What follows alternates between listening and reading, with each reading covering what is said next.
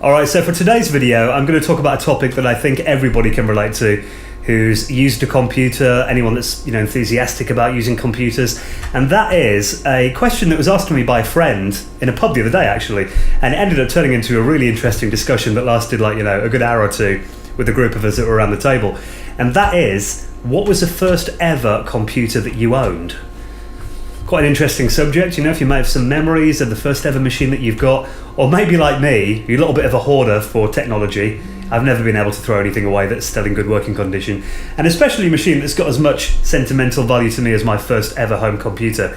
So I went back to my parents the weekend just gone, which was Father's Day in the UK. Went back, took my parents out for a bit of food, but also had a bit of a rummage around the attic at their place as well, and came across my first ever home computer that is still surprisingly in quite good condition. Now, the first ever machine that I owned is this, a Commodore Plus 4. Now, if you weren't old enough to remember this, I think it was Christmas 1987 my parents got this machine for me, and it was on the market a couple of years before that. I checked Wikipedia and they reckon that this was released in autumn 1984. And I got this for Christmas 87. I think I was just turned 7 years old in that year. I'd used computers at school, used BBC Micros, and kind of got a bit of a bug for using them and wanted to learn a bit more about them. And I remember that year asking my parents if I could have a Commodore 64. Now, at the time, they were still quite expensive and we didn't have a lot of money growing up. But my parents managed to get me one of these for a bargain basement price, really. Because Commodore launched this onto the market in 1984, originally anticipating that this would be the follow-up to the very popular Commodore 64. However, they made a few big errors with it. The first one being that they weren't really sure who to market this machine at. Now, they included some business apps in it. It's got actually in ROM a built-in spreadsheet, a word processor, a database as well, and a few other apps like that. But even by 1984 standards, they were pretty lame and outdated. So they tried to kind of aim it at the home business market, but also, a lot of games were released for it as well. But they weren't really sure who to aim it at. Should it be like a home computer or for small businesses? But even from the gaming perspective, there was some problems with it. The first one being that it didn't include hardware sprites, which the Commodore 64 had as standard and made it a really powerful gaming platform. The SID chip's not present in this. They've actually got a CPU called the TED, which tries to integrate sound and other functions of the machine all into one chip as a cost-saving procedure, but in the end it just made it a lot less powerful than the Commodore 64 from a gaming perspective. It had 64K of RAM and 121 colours, which meant it was more powerful than the 64, and also came with a Commodore Basic version 3.5, which was kind of similar to Simon's Basic on the 64 if you ever tried that out. So programming-wise, it was a much nicer platform to work with. Also had a built-in machine code monitor on it as well. But also, because of some changes with the specs of the machine and the port layouts as well, it meant that it was also incompatible with a lot of Commodore 64 peripherals too, which didn't help. And to be fair, I think it got launched on the market in 84 for the same price as the 64, was a massive flop, and then they ended up selling them all off for £99 here in the UK, which meant my parents were able to go out and get one of these for me, and it was really my first introduction to home computing, really. So I'll give you a little tour of this machine, and also, I'm going to fire it up again. I've tried it out to make sure that it does work, but the first time before that I booted this, I think was probably going back to my school days. I think it was around 1997 last time I tried to use it. But as you can see from it, it's been preserved quite well. I've kept it in an airtight box, and it's been in my parents' attic, pretty much since I was at school.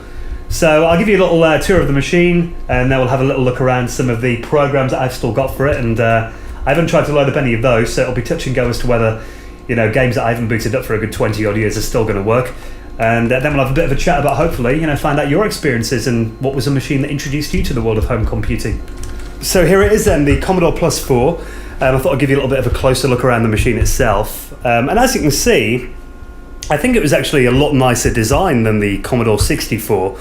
It's got quite a nice little compact design to the case. If you want a comparison, if you've ever used an Amiga 600, it's about the same size as that.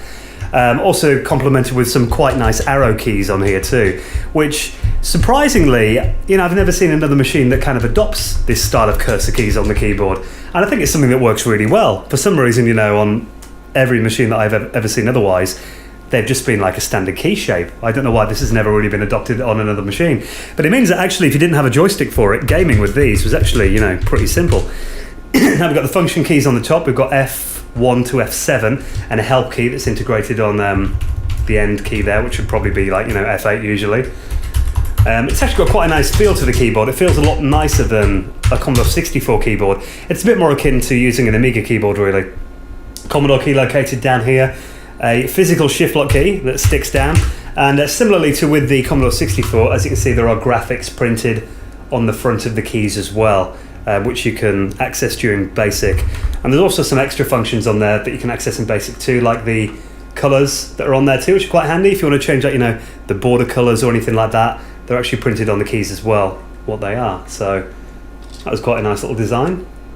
Looking around the machine as well, on the right side of it, we've got a reset button, which Commodore 64 owners will probably drool at. That was always something that I really thought the 64 should have had. Press that and it will do a soft reboot of the machine. The off and on switch there as well. Looking around the back, it's got a proprietary power connector there, which will only work on Commodore Plus 4 power packs. Unfortunately, the 64 one won't connect. A serial port I think we've got here, which luckily is compatible with the Commodore 64. So 64 modems and also the 1541 disk drive would work on this machine. However, it did actually have a faster custom disk drive that I'll talk more about in a second. We've got the cassette port here as well, which uses the 1531 data set, which was again incompatible with the 64. It looked quite similar though. That was the 1531. Similar to the one that the 64 had, just in black. And it used a mini port on it as well, rather than the big edge connector that the 64 had. Here we've got a user port. Now this could be used for games, I believe, could connect to this. So I never had any cartridge games, so it'll either be there or maybe that port there for cartridges actually. But this could be used to connect high-speed modems for the time, and also the Commodore 1551 floppy disk drive, which was a lot quicker than using serial because it was basically a parallel interface.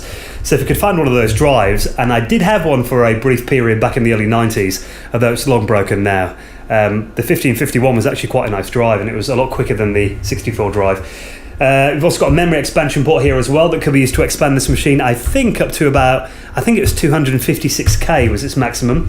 You've got two joystick ports here that were probably the Plus 4's biggest downfall, because like every other machine at the time used the 9-pin Atari style connectors. For some reason on this machine, I think it was because they couldn't fit Atari connectors on here, they chose these little mini DIN connectors here. You could buy an adapter to fit in a standard Atari joystick to it, which a lot of people did. Or you could use the standard Plus 4 joystick, which was, if I can get one for you, the Plus 4 joystick, which was these, which they were a little bit flimsy. I went through a few of these in my younger days. I've actually bought a couple, recently off eBay actually, so I'm waiting for a replacement. I think I've only got one of these at work, but hopefully I'll have a couple more soon. Standard one button, joystick with, it didn't even have micro switches. I think it was leaf switches inside. So yeah, they were really the only official joysticks. I think a Speed King joystick was released as well that had this connector, but it was quite rare to see these little round pins. Also got a video connector here as well. It will connect to standard Commodore monitors, and on the left side of it, an RF jack with a high and low switch for NTSC machines. On the bottom there, you've got the manufacturer information, serial number. This machine was made in England, apparently. There you go. So that's a quick look at the Commodore Plus 4. Now I'm going to set it up and we'll have a little look at how the machine works. Alright then, I've got the machine working, booted up first time, had to tune in the TV. I've actually got a Samsung SyncMaster display, which luckily has got an old RF interface on it as well, so I'm hoping you can kind of see the display and the computers here as well. Now I'm going to try and find out if these joysticks work. So if I remember rightly, you can actually plug them in and move the joysticks around, and they would actually do some codes on the screen in Basic. So if I remember rightly,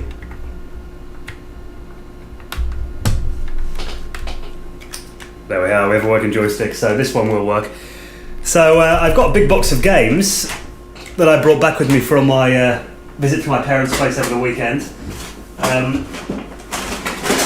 few loose ones, and also this big box here that I'd labelled up at some point.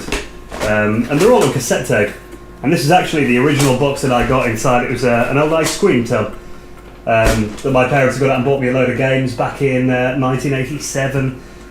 This is kind of some of the selection of games I've got for the Plus 4. I remember actually it was quite funny when I first opened this. I opened the games before I opened the computer, and just saw a few of the titles on them. I think, what was the first one I saw? I still remember seeing this, Scooby-Doo, and I originally thought they were audio cassettes, and I thought they were stories. So I got a bit excited. I thought, oh yeah, cool, I'm going to be able to listen to like a Scooby-Doo play on cassette tape. And then when I opened the computer, I was blown away that they'd bought me, a computer to use at home. So the first ever game I launched on this machine is not in this box. Let me see if it's in the other part of the box. And here. There's a game called Big Mac.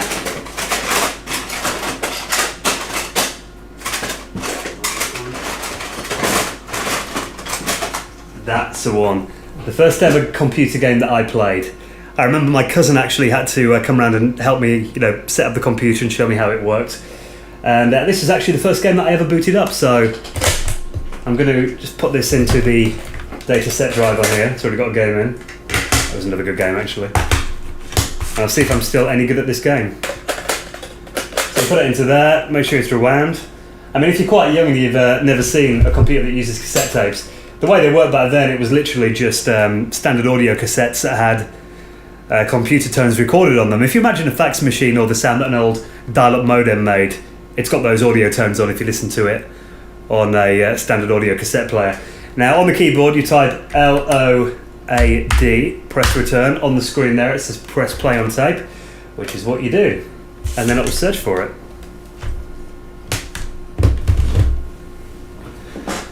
So if the tape's still working after all these years, I mean, it probably was about, I got my Amiga 500 in 1990, so I think it's probably 1990 the last time I even tried any of these games, so going back 21 years, which is obviously quite a long time for magnetic media to hold its contents, so I'm hoping that at least a few of these are going to work still. Now, back then, loading games, it's found Big Mac, so it has worked. Loading games was a bit of a time-consuming process. I mean, often, particularly on the older machines like the 64 and the VIC-20, you could, start loading a game and you could be waiting 20 to 25 minutes. So you go off and, have a bit of dinner or something, then come back. The Plus 4 actually was quite a bit faster at loading. They, by that time, they'd, perfected a few of the compression techniques and fast loaders as well. So, I mean, the average game on the Plus 4 only took around maybe 3 or 4 minutes to load from cassette tape, so it wasn't too bad. And you also got this quite nice colourful display on most of the games too. I've kind of angled the camera like this so you can see what I'm doing while I'm loading up the game. But I think I'm actually going to bring you a little bit nearer so you can have a good look at the screen. If you don't mind the kind of rough quality to this video, I'm just going to do this while it's loading up so you can get a good look at the screen there. There you go. So you kind of get this quite cool, almost like a colour show going on there. And then if we were in luck, the game will load up. Though that's not looking too good. I think that's probably about the point that it should have loaded, but as I mentioned, it's been a good 21 years since I tried out this. So what I'm going to do is I'm going to just flip the tape over, reset the machine,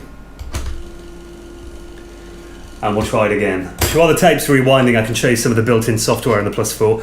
If you press F1 on the keyboard, you get this command that comes up, press enter, and then built into the Plus 4, we've got some software which was designed for home offices, including this word processor, which was, very primitive even by the standards of 1984. And I can't for the life of me remember how you get into the other bits of this. I think there was some command that you could press that would bring up a little option at the bottom there, but I can't really remember how that worked. So yeah, I mean, as you can see, there's not really much to it. So we'll try loading up Big Mac yet again, because I wouldn't mind playing that. It's been so long.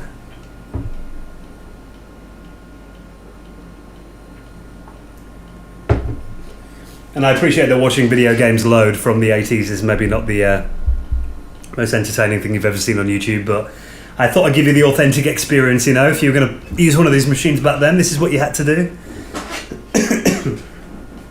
And not many games were released for the Plus 4 on floppy disk, unfortunately. Most of the games that we got in Europe anyway were mainly cassette based. But they were quite cheap. I mean, a lot of the games that I bought back then, I got quite a lot with the machine when I bought it. But you could also go out and buy them. I mean, there was the Mastertronics label that was quite famous back in the 80s, and 199 range, the games were literally £1.99. A lot of them had really cool artwork, like you can see there too.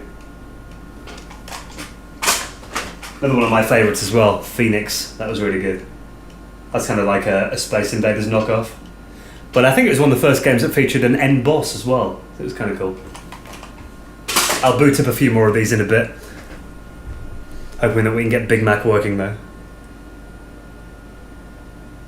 And just to say, it had nothing to do with McDonald's or anything like that.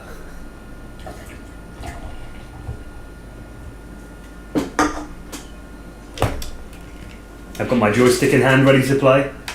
Here's a bit of a closer look at the joystick if you wanted to see how it worked. Got the Commodore logo on there, just one single fire button on the top. There are no suction feet actually, which I was quite pleased about. I was always a fan of holding the games like this. I never liked using the feet or anything. So here we go, the game's worked. So I'll try turning up the volume. I mean, we should have some sound. There may not have been any on this bit though. So if I can remember how it works.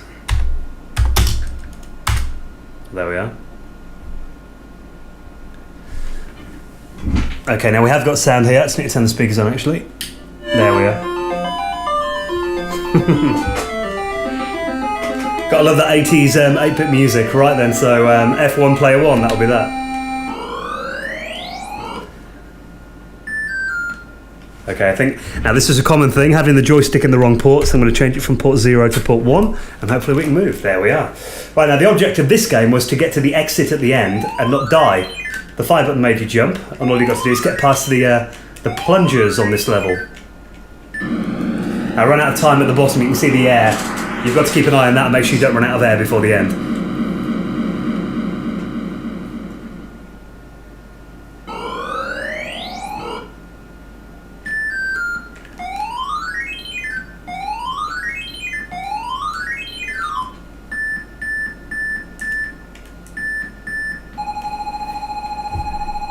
I haven't lost it. And there was also a follow-up to this game actually called Mr. Puniverse that was very similar, but it was actually a bit better. I thought I'd boot this version up just because it was kind of the first ever one that I played.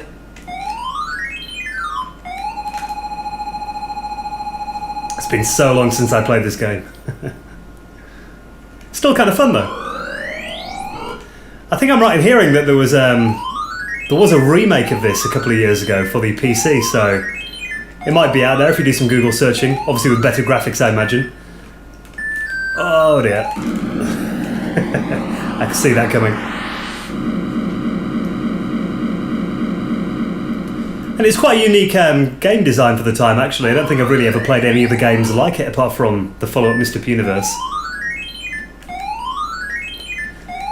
And you can see these little machines that are on the floor, they're firing bullets at you. You've got to dodge, and you've also got to dodge the big plungers. This is quite a hard bit because you've got to jump and avoid that as well. I think you're going to have to time it, so you watch the guy on the second level down there shooting along and time your drop so you don't get hit by that bullet.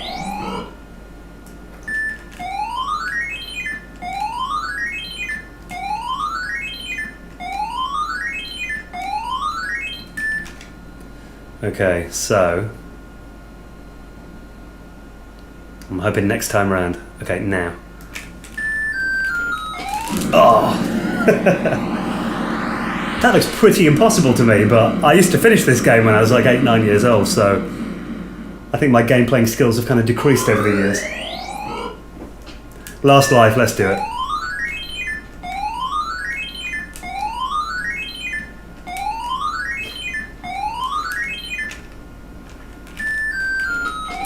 Oh, no way. Oh well.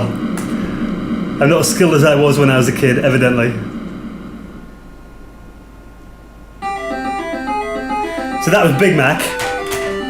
Another game I used to play quite a lot was a game called Treasure Island that was actually still in the tape unit then, so I'm going to give that a try, see if this one works properly. Load. Okay, so now I'm loading Treasure Island on the +4. I had a slight problem with my camera, which stopped for some reason on its own. But I can show you the little map that came included with the game, which was kind of a treasure map that showed you around the game itself, which is quite handy because it was a little bit of a maze, and this little hand-drawn map came included in the box, and it would show you the various locations, so it made it a little bit easier to navigate around it. And all the Commodore games had their own custom loading screens. As you can see right now, this game was written by G. Duddle, which I believe was Greg Duddle, I think his name might have been. If you're watching, Greg, drop me a line, be nice to say hi. Back in 1985, not sure what Greg Duddle's up to these days, but he did make some good games on the Plus4, including this one that was one of my favourites when I was growing up. The story basically being that you know, like the book, you're on Treasure Island, you had to locate the treasure and then escape from the evil Long John Silver. And the way the game works is you've got to collect various things around the map. I think you had like you had to collect, it was like a spade to dig up the treasure, a key to unlock the chest, maybe something to start the ship as well, and you had to escape back to it at the end with Long John Silver chasing you. Now it's been a good at least 20 years since I last played this game, so I don't presume that I'm going to complete it now and let you see the end, but we'll see how far we get with it.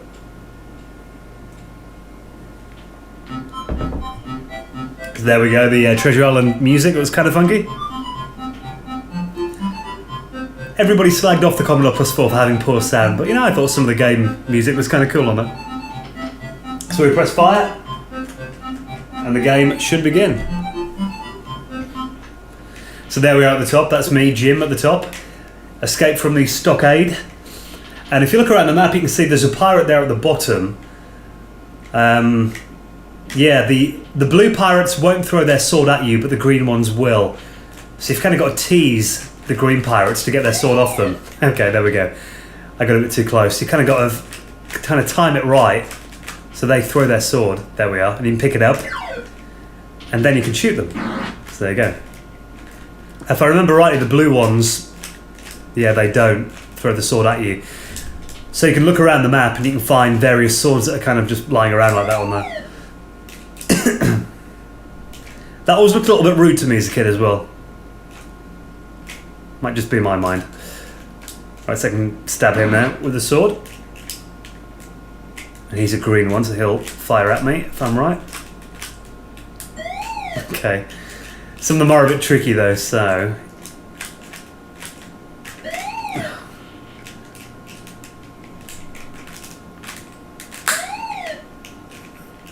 Trying to crack my joystick here. I'm giving it some retching around.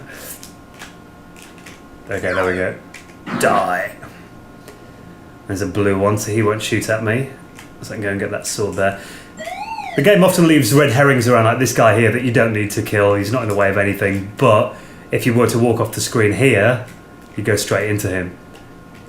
He's a bit harsh like that sometimes. It's often best to kind of have a look where you're going into.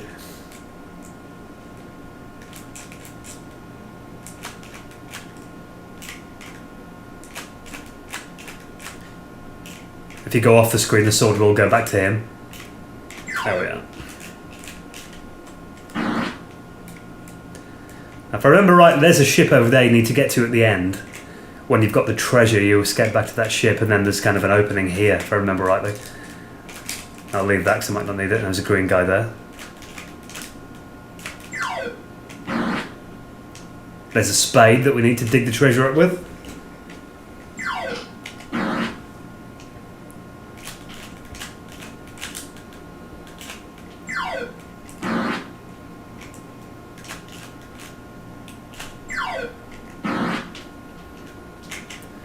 And you'd find random things located around the maps, like that piece of cheese at the bottom there. That I think the actual aim was to kind of collect everything that you see lying around to get a score of 100% at the side there to, you know, do like a flawless finish of the game. And that was a blue pirate, so I'll go back and get that sword that I left lying around back here. It's actually surprising quite how much of this game I remember after, you know, late 80s I used to last really play it full time.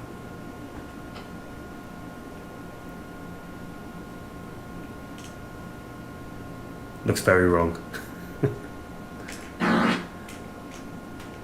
Okay, there's that guy down here, but I don't think he'll be able to get me through the rock, I hope not. No, haha. So I'll collect that one. Actually, I probably don't need to kill him, they're probably interlinked. Yeah. So I can leave him.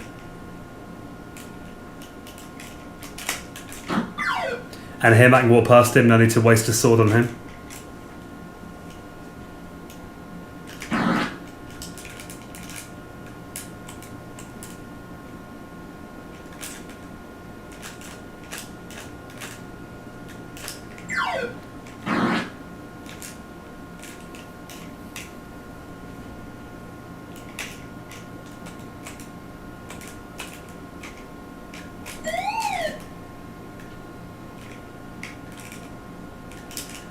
Okay, and this is where the map came in handy.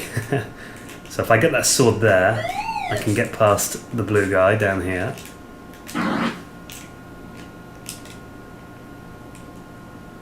And they're both blue, so they're not going to throw anything at me. Okay, but I can get that.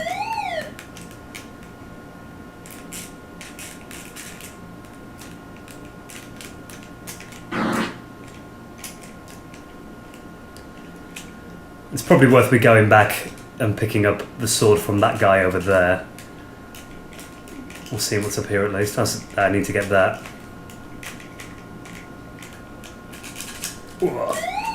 Okay, so now I've got the spade.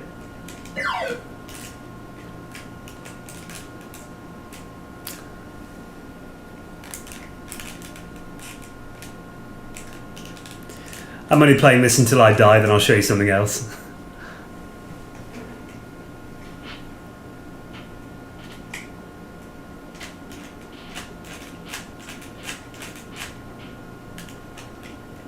Yeah.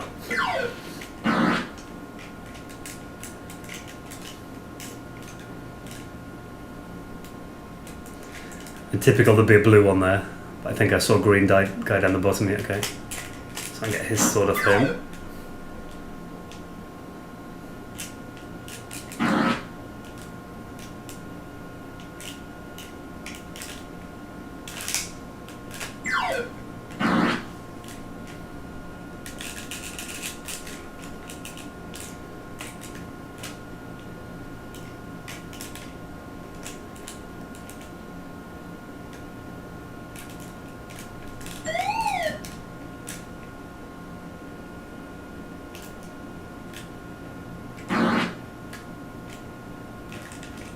Ah, oh. Bad timing there. So there we go. That was Treasure Island on the +4.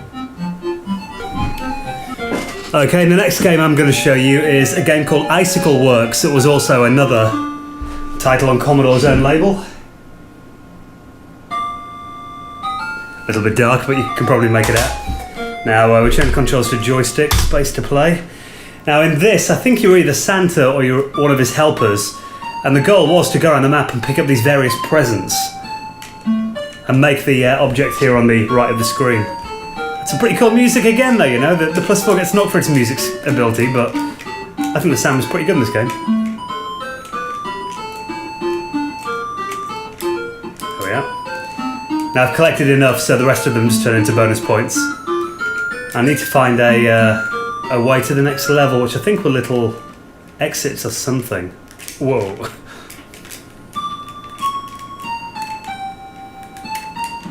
Okay, don't let snowballs fall on your head. That's at the bottom of the house, I need to get in there, I think. Oh, I've got to start again now. Harsh.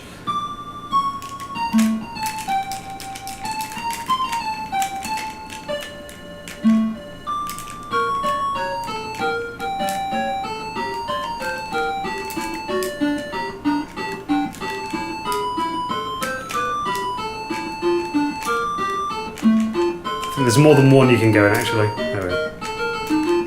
They take you to various levels depending on which map you went in. Oh yeah, you get polar bears and penguins that you've got to avoid. They kill you if they get anywhere near you.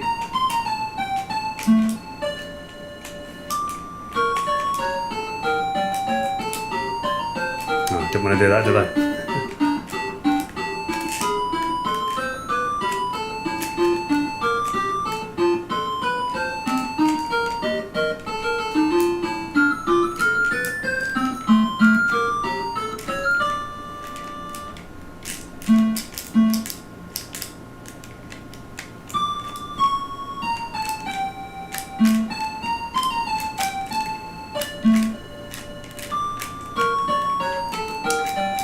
Now, it's possible to trap yourself in like I did there.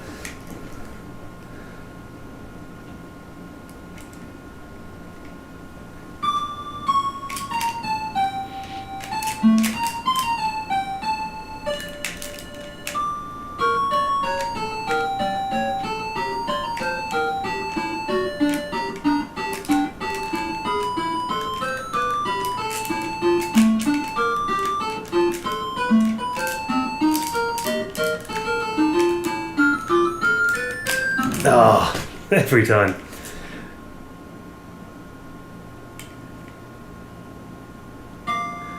But there we go, that was Icicle Works on the +4, and I think I'll show you one more.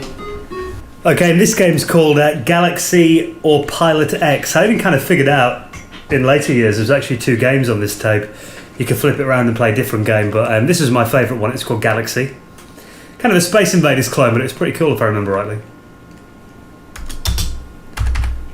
One player would be right. There we are, one player.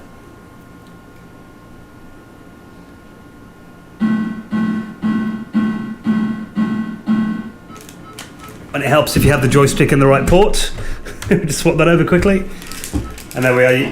You get different aliens on each level. As you can see at the bottom, these are called L-Morgs, and you get 500 points for shooting them. And you also get a temperature gauge on the bottom right there as well. I've already wasted 1 life because I had the joystick in the wrong port. But this is one of my favourite Space Invaders clones on the +4.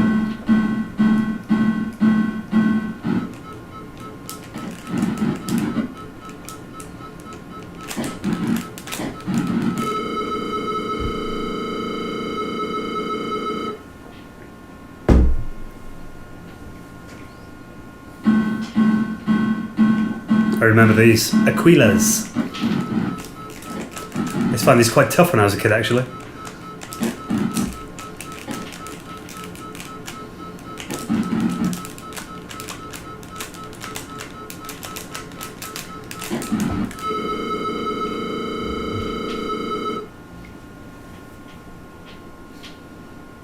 I remember these Nefars, they were quite evil looking. And the enemies get progressively harder as you go through the game. I remember an enemy being kind of like a box going in and out of itself. It was a bit weird, it was quite hard. I don't think I ever finished this game though. Or maybe once. See, my temperature's gone right up so I can't shoot now. I've got to wait for it to go back down. Now I can. When it goes in the red there, you can't shoot. You also get fuel you've got to keep an eye on too.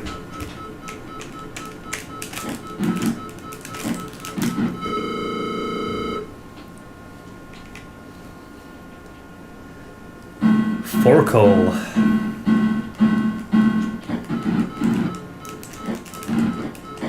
Oh no! Now, some of them have quite creative patterns with their bombs they drop like that. Took me a bit by surprise. Go on, one more.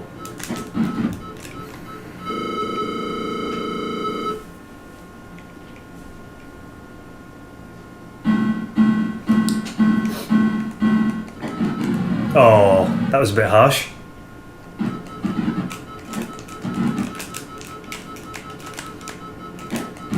So they basically drop a continual stream of bullets.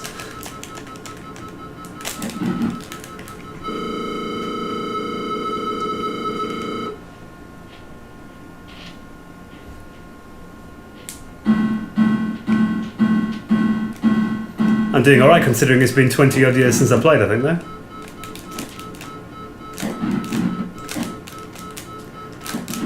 Oh. Game over. So there we go. I won't make the video too long, but hopefully you enjoyed a little look around my first ever computer, my Commodore +4. I'll probably do a few more videos of other games on the system, but do them as separate, shorter videos because I think we're getting a bit long here. But it'd also be quite interesting to find out your first ever machine and what memories you've got as well.